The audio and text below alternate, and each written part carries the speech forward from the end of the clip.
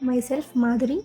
I'm from Chalapalli, which is in Andhra Pradesh. I completed my graduation at Swarnandhra College of Engineering and Technology in the stream of Civil Engineering in the year of 2020 with the aggregate of 9.10. After నా graduation complete అయిన తర్వాత నేను నా civil stream related జాబ్లో join అయ్యాను. దాంట్లో 10,000 money PGs కూడా సరిపోకపోవడం వల్ల నెక్స్ట్ ఎలా కెరియర్లో గ్రో అవ్వాలి అని చెప్పి అనుకుంటున్నప్పుడు మా రిలేటివ్స్ నాకు సజెస్ట్ చేశారు. ఐటీ సైడ్ అయితే కెరియర్కి మంచిగా హెల్ప్ అవుతుందని చెప్పారు.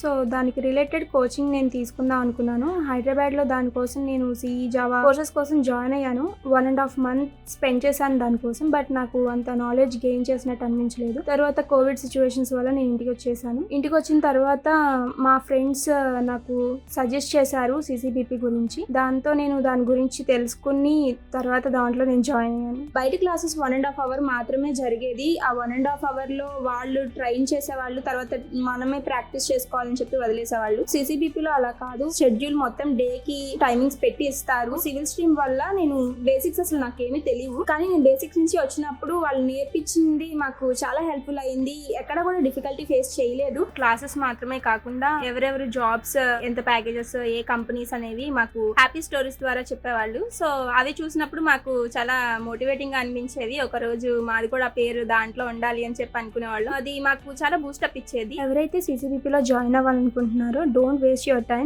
Just grab this opportunity. And ఇంత మంచి ప్లాట్ఫామ్ క్రియేట్ చేసి మా కెరియర్ కి హెల్ప్ఫుల్ అయినందుకు thanks to the whole team of next wave.